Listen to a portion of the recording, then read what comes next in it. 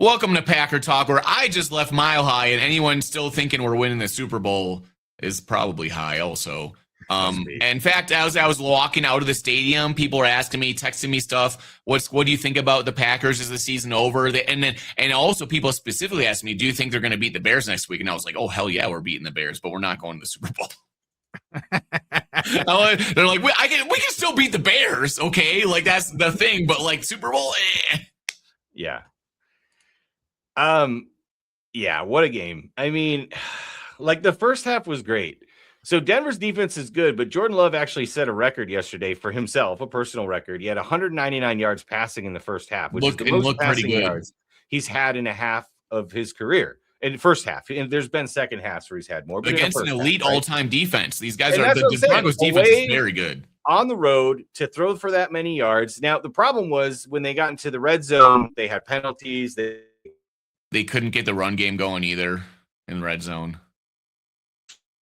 Team in the red zone, right? They're very staunch in the red zone. They're number one in the NFL at not allowing touchdowns. So I wasn't necessarily mad. I was a little disappointed. I was like, this is going to come back to hurt us. And of course it did. But I thought the offense was great in the first half. I thought the defense was decent in the first half, but the second half, both sides of the ball were bad. They were just straight up bad. And not only that, the injuries were just devastating. Micah Parsons, it's official, is out for the year. Christian Watson, it sounds like, has a chance to play this week. Don't you have the list of injuries? You could bring it up. I do have the list of injuries. I made it on Wikipedia, or I made it on Wikipedia, not Wikipedia. I made it on, no, I deleted it because I made it on ChatGPT, which is garbage now, and it messed up all the names. And Isn't it just the list right here? Oh, yeah, that. I forgot I made that. Yeah, or pulled that. Thank you. Sorry.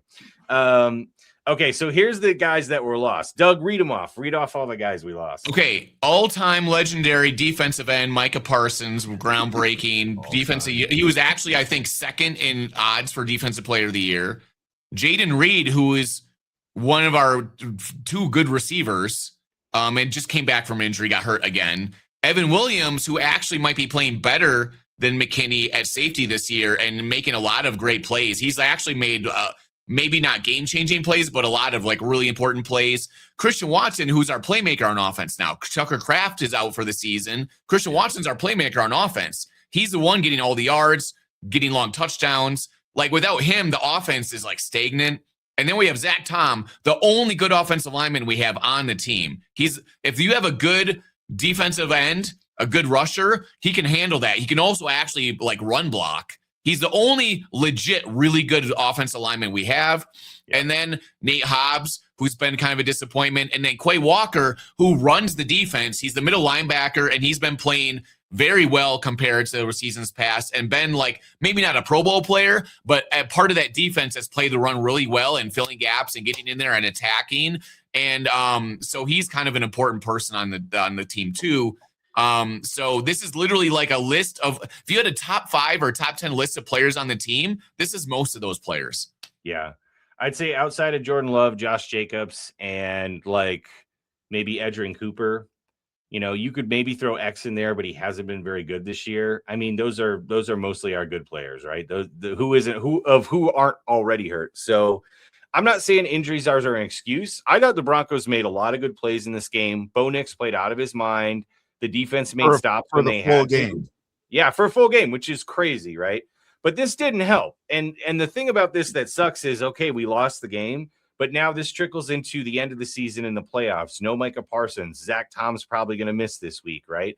Maybe we get Christian Watson back. Maybe we get Evan Williams back. Maybe we get Quay Walker back. We don't know for sure. So, like, that sucks going into the Bears game because we need Christian Watson. Well, you saw what the team looks like without these players. And we went from the first half where we looked like a legit Super Bowl team. Like that looked like a Super Bowl game. Yeah. And then the second half, we could get like almost no yards. Like, we just did nothing, and defense didn't do anything either. Yeah. No, the Broncos definitely stepped it up. Their pass rush was way better and way more effective. Not only once Zach Tom went out, but like at the end of the game when they really needed it, you could see they knew that we had to throw the ball too. Yeah, the Broncos defense was just better than their defensive line was just better than offensive line. They didn't get a sack until the third quarter. Right. And yeah, they didn't really start to blitz until the second half. That's when they flipped the switch. And even then for Green Bay in the first half, in order for you guys to get a touchdown, on all of your red zone opportunities, Josh Jacobs had to make an out of his mind catch. That was an amazing catch. It was good. Running back that lasted like 4 or 5 years without catching a touchdown. Statistically freakish. But yeah, he looked amazing on that. He had that other big 40-yard run. But otherwise, yeah, in the red zone, there was nobody else that could really step up. No. And that's where we missed. What, 3rd and 14 to Josh Jacobs was. Yeah. Well, and it's like, because we kept getting penalties and just having bad play calls. Even, and we were throwing the ball to considering that, we scored every drive up until that Christian Watson injury. Every drive we scored. Yeah, the Packers scored on 5 straight drives because they had the field goal, touchdown, field goal, and then the Jacobs run. So they scored on 5 straight drives, which no team has done to the Broncos all year, right? Yeah. And then the Watson. Okay, let's talk about this, Doug, because you want to say, was that the right play call? Hell yes, because Watson had a step on him, right? If Watson gets that catch, that's the kill shot. Like, that's a kill shot. Okay, well, let's set up this question though. Okay, I love that idea. Go ahead. The question is, okay, you're up in the game by like a touchdown plus. You're doing well. Your offense is clicking. Everything's going great. And you just decide on, what is it, 3rd down to launch like a 45-yard bomb to Watson deep. Yep. And some people might think that's a completely insane thing to do because your offense is doing fine. Like, why do you need to make this crazy throw, right? So the question is, was it a right decision to make that throw, or they should have just gone like for 10 yards to get the 1st down because you don't need to press at that time. You're doing fine. I'm staying consistent. That's an A+ call. I love it. It was on 1st down. It's aggressive. You're attacking them. You go for the throat. And Watson was open. It was just a little bit short on the throw. And Patrick Surtain is an all-world cornerback that made an all-world cornerback play. Like, stuff happens, you know. Yeah, if it would have been almost any other cornerback, gets torched. Maybe there's one other right? that could make that play. Yeah, and if it's really any of fast enough to keep up with Watson. Yeah, dude, seriously. Like, again, Watson is so fast, and Jordan Love was just slightly short. If he throws it another 1.5 yards to Watson's right, he might run all the way. But it's also a 48 goddamn yard pass. So, like, if it's off by a foot, I'm not going to yell at Jordan Love for that. Do you know what I'm saying? But Patrick Surtain's Patrick Surtain. I love that play call. And when I said what my keys to victory were, Dave, what did I say? Be aggressive on 1st down, right? Yep. They were aggressive on 1st down that whole 1st half, and it was working. It was absolutely working. So I love that play call, A+ play call. The way it turned out was an F- because he got the pick and he got hurt. But like, dude, that you got to take risks. All gas, no brakes, baby. Yeah, because when you look at it for the other side, when the Broncos, I think it was in the 4th quarter, when they had the ball, it was 4th and 3, and they threw that 25, 30-yard bomb to Sutton down on the sideline. So that's another one where you're going to say, okay, we're going to play conservative and whatnot, and there might be a zone there or whatnot. But when you go for that big shot, that just totally takes the wind out of the defense. And I think that was a pretty solid dagger. So it's great to be aggressive. It's great to trust your playmakers to make plays. You're not going to win all the time, but when you win, it's beautiful. So, and again, like, you were on the road against a great team. I watched this play happen. It was in the end zone I was sitting at. I had a great view of it, and as he threw it up, I was like, this is not good. I was like, Patrick Surtain's right there, and I was like, that ball is going to get knocked down. And then it got picked, and I was like, oh no. So like, from my perspective, I was like, there's no way they should have done it. But the thing about it is that, like, part of it really is because they had run it, I believe, on 1st down and gotten 0 yards. And then they got like 2 yards or something on some like screen pass. And I was just like, those 2 plays kind of made me upset. I'm like, why aren't you throwing like a slant or doing something like you did before? Like, loosen it up. Like, we can't run on these guys. And so then I'm like, after you do that, you don't just go for like a regular play. You have to throw it deep. And I'm like, just that whole sequence made me pissed. Yeah. But the thing about it is, Jordan Love in the press conference says like, hey, we learn from it when we do this stuff and we do that. Like, we're learning. And I'm in my mind, I'm like, sometimes we get frustrated, Jordan Love, for doing these crazy passes that get picked.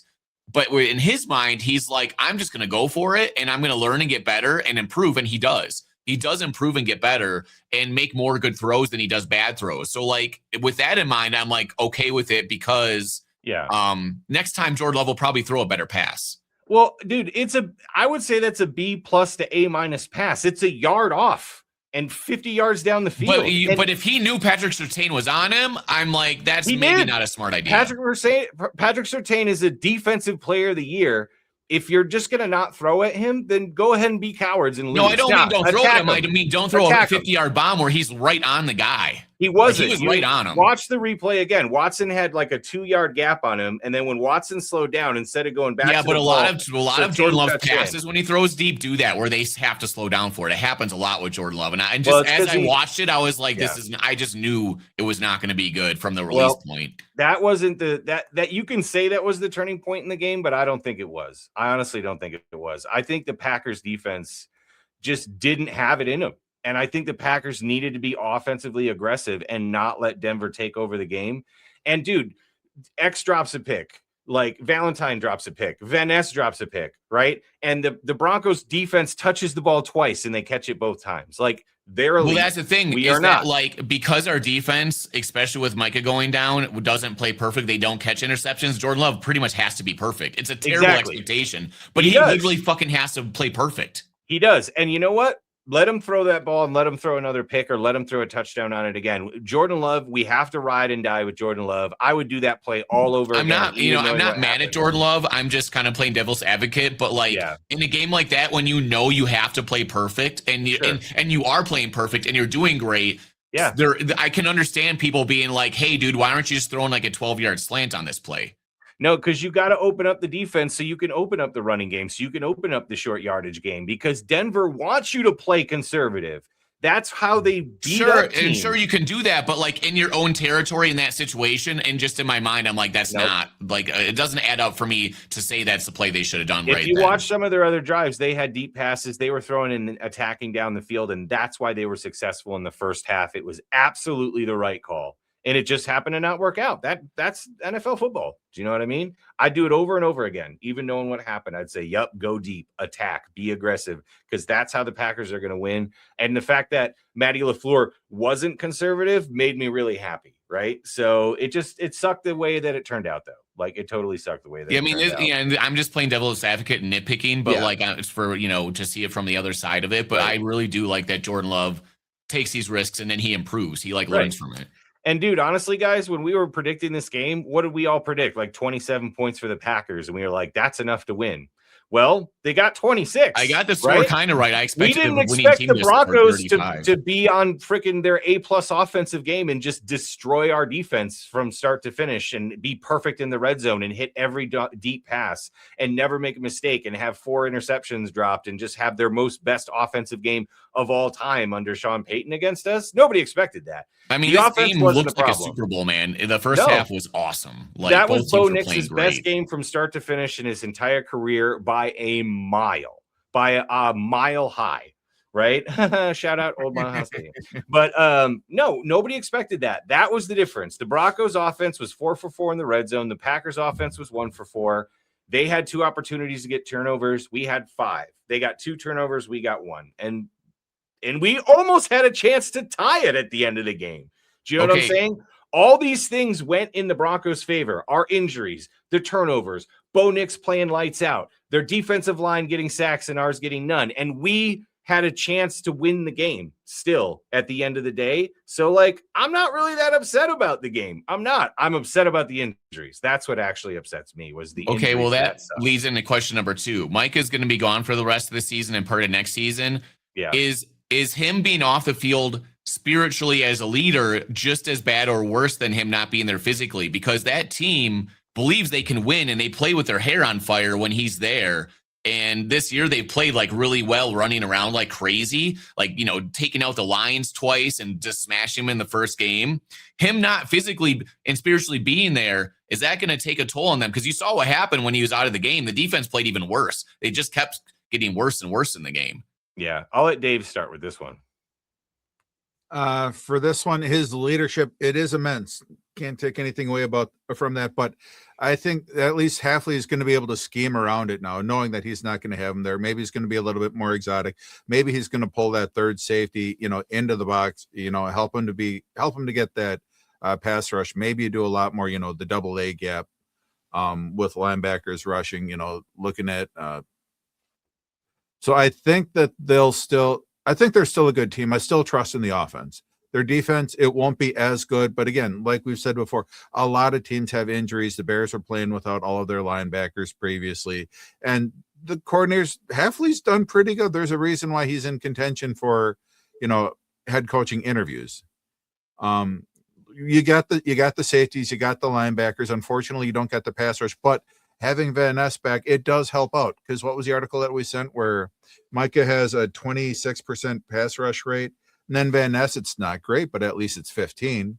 So he can help you get some pressure. Because Gary's gotten like nothing all year. So like Yeah, the thing is, that if I'm on this defense, when Mike is there, I believe we can win. We can dominate on defense because Mike is there to like he instills a certain energy in the defense too. Is there something about it? With him gone, do they have the ability to have the leadership from the other guys rally him and just get him like at that level to like they've been playing to? Well, who has a better offense, Chicago or Green Bay? Because of the quarterback, I'm going to say Green Bay. 100% agree. Yeah, now, who has a better defense, even without Micah Parsons? Still Green Bay. Yeah, still Green Bay. Still Probably. Green Bay. Yeah. And Chicago's still able to go 10-4. That's just it. So you still have a superior offense. You still have a superior defense. And, I don't think we're going to be we're not going to be Super Bowl contenders, but I still think that Green Bay, I still think your quarterback is going to be able to lift you. Sam Darnold, the Seahawks, the team around him is good. The rushing attack isn't as good. Their quarterback is still, Sam Darnold. So I'm not worried about their Rams are the one threat for you guys. Eagles, they don't have any leaders. They don't have any mojo.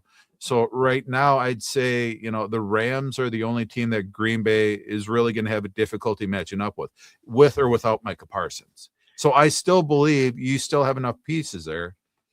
Do you believe that your linebackers can step up and take the leadership role? Well, this is the thing. I'm not talking about just like maybe winning a game or two. I'm talking about like being like a Super Bowl contending team. You know what I mean? Like actually winning playoff games. Well, let me take this. I think the Packers are. I didn't pick the Packers to win the Super Bowl. I thought we'd win one, maybe two playoff games this year because I still think we've got some holes that need to be addressed, like especially now that Tucker Kraft is gone. But mostly on the defensive line and the cornerback position is my worry because when it comes to good teams and big games, like outside of Micah Parsons, like without a pass rush, like you are going to see the problem with our cornerbacks. The difference, Dave, and the Packers and the Bears defense are almost the exact opposite, Dave. You guys have zero pass rush and great cover cornerbacks. We have terrible cover cornerbacks, and we had a pass rush with Micah Parsons, which negates a lot of that, but now we don't. So I would say overall the Packers defense is still better than the Bears, Dave, but it is minimal. It is minimal difference. And I do not think the Packers can win a Super Bowl. And I said it in my reaction video last night. The only consistent playmaker the Packers have on defense is Micah Parsons. X has not been stepping up. Cooper did yesterday, but not consistently. Quay Walker is a great tackler. He is not a playmaker, right? Keyshawn Nixon did make that big play against the Bears. That was great. He made one big play, but he also made a couple bonehead plays yesterday, and Keyshawn's got a lot of bad and good in him, right? He gets burnt a lot. You can't just put these guys Rashawn Gary is not a playmaker. He is basically a stone on the end. He is very good at defending the run, and everything else you can just kiss goodbye. Van Ness is coming off an injury, but again, he's a big defensive end. He is not going to get a ton of quarterback pressure.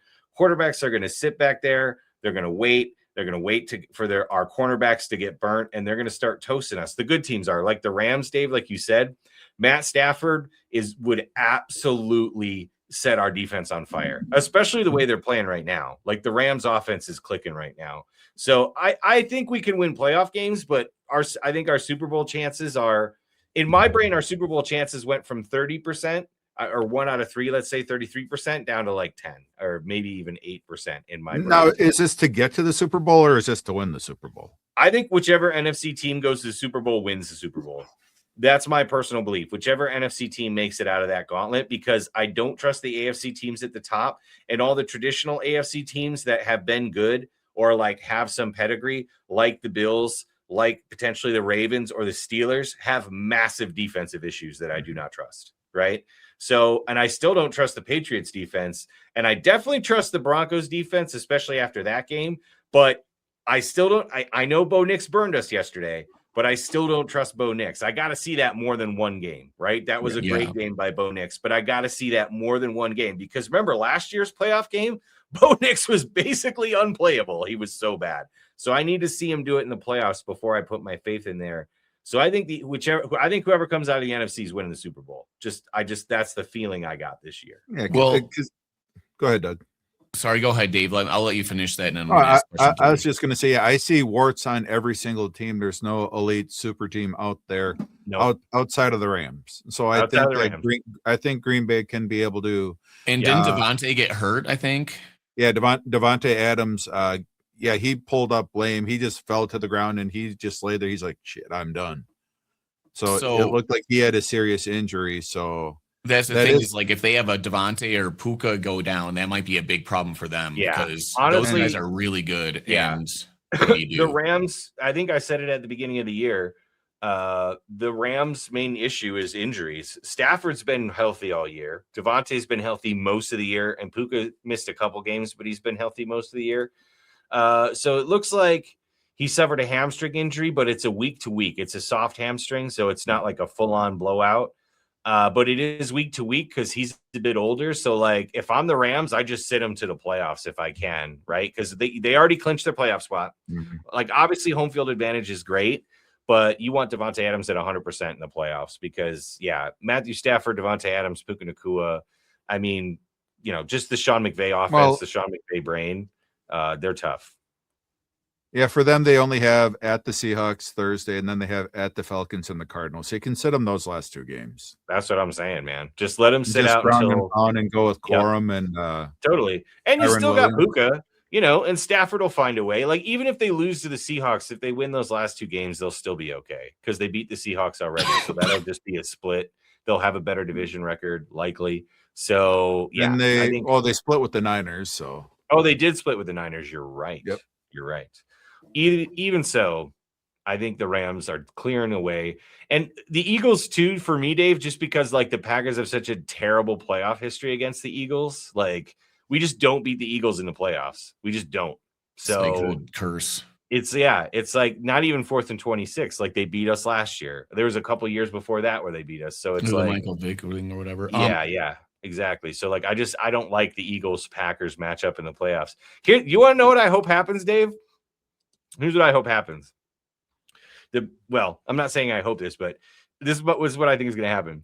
The Bears are going to win this game, and then the Packers are going to win the next two, but the Bears are going to win their division and get the second seed, which means the Packers will be 7, which means we're going to travel back to Chicago again for the first week of the playoffs, and then we will completely crush all your hopes and dreams and beat you before we get smoked in the second round by somebody else. That's totally what's going to happen. Yeah, and we go play the Rams right now. Yeah, we'll go play the Rams and lose by 24 points. But like, if we beat the Bears in the playoffs this year, that'll make everything worth it. So that's what I think is going to happen. That was my first thought, literally leaving like a mile high, was like, you know what? We're probably not going to the Super Bowl, but we'll beat the Bears at some point, and it'll be fine. we're just living on hate now, Dave. So, there's a lot of hate. I mean, literally, I felt like I spent half the time in that stadium watching the Packers training staff on the field attend to players, because when people got hurt, it was like a 10-minute thing. Like literally, I was just like, dude, this is like an hour of time of watching trainers on the field. Like added up, it was. I gotta say, I've never seen that many injuries in one game, like in one specific game, and not just like, oh, he's injured, let's get him up. Literally, them standing there for 10 minutes, over the player. And I think the Broncos had like what Patrick Surtain went down in that first quarter, but then he came back, and then I think they had one more lineman go out, and that was it. And we had like 9 guys taken off. So it's like, dude, what are you gonna do? Right? Okay, question number 3. Well, Hype, what are your thoughts on the Packers being a Super Bowl team? Well, we'll answer this in question 3. So there's Christian Watson is looking like he might even come back this week or maybe like soon. Zach Tom, we're not sure. It seems like he might be able to come back by the end of the season or so. Right. So, but specifically Christian Watson, and both of them are super important, but Christian Watson seems like he can even play against the Bears. Do those guys coming back and potentially playing like have a huge difference in the Packers' ability to win some playoff games and be a Super Bowl contender? Like, what's the difference do you see? Do you see if they come back, like we're like close to being as good as we were, or is it not that big of a deal? You need Watson and Reed. With them, you have a chance to beat anyone. But Zach Tom too, like without him playing, Jordan Love might be under pressure every play. Yeah, I would say the bigger requirement is Zach Tom, because Jordan Love, dude, you saw it yesterday. If you watched the replay of that game, Jordan Love was off a little bit in the second half because they started getting a lot more pressure. And Jordan Love's passer rating under pressure is like 60%, and in a clean pocket, it's like 98.7. So like, it's Jordan Love is just way better when he's cool, calm, and collected, right? And it's not that he's terrible under pressure, but he's just so much better when he doesn't have it. So Zach Tom's the most important out of those two. Christian Watson is a huge playmaker, but Jordan Love was getting it done without him for 9 games, right? And he's now getting it done without Tucker Kraft, and he's getting it done with Jacobs on a pitch count. And he's getting it done with Reed coming back and Golden coming back. He's got to throw passes to Bo freaking Melton, for Christ's sake, our cornerback, our Travis Hunter. Golden, okay? Yeah, you still got a Golden did touchdown have against some us. nice asshole. catches. That's right. That's why I brought it up, Dave. Bleep that up. Golden had some nice catches in there. He had 2 nice catches after Watson got hurt on the sideline, but they were really hard catches. They were, and like, you had to be perfect saying, sideline. Zach Tom is more important because Jaden Reed is still kind of coming back into it, right? And I still think Reed's good. Golden's going to get some chances. Wicks can do as much as Christian Watson, I think, is our best wide receiver. The gap between Christian Watson and everybody else is not as big as it seems just because Watson's been so good the last couple of weeks, right? Watson's still an imperfect receiver that has some issues, that isn't a quote unquote. But he's good for a long touchdown every game. No, he is. But again, that's a big deal. Zach Tom is a top 3 right tackle in the NFL. We need Jordan Love with a clean pocket. We need Zach Tom back. We do probably need him more than Christian Watson. Zach Tom, the problem is, who do you replace Zach Tom with? You put anyone else on the roster at right tackle, and they're like a bottom, like in the league right tackle. Right. They're like terrible. To be fair, Kennard was doing well in that game until the last 2 drives. The guy that replaced Zach Tom, he was actually doing well in that game. And then the last 2 drives, he just got mollywopped because the Broncos defensive line was like, nope, now we're going to play. Well, also they knew that they had to pass. Absolutely. Yeah. And that's what that defense can do when it's 3rd and 15. When you know that you have to pass, they just whipped them. Yeah. No, it was, and the play calling wasn't great. I thought Matt LaFleur's game plan was excellent until the end of the 3rd quarter. And then in the 4th quarter, I just didn't understand what the scheme was at all. It seemed like it was a bit of a mess all over, and the offense was just off in the 4th quarter, and that's what it is. But Jordan Love is still the engine that's going to take us wherever we go. So we need him healthy, and we need Zach Tom in there for sure. I think Christian Watson is more important in this offense than anybody realizes. Like, if he's literally the number 4 or 5 receiver in the league since coming back by PFF, like literally all pro level. Sure. And every time they need a big play, they just throw it deep to him, and he gets 30, 40 yards. Like, it's just like clockwork.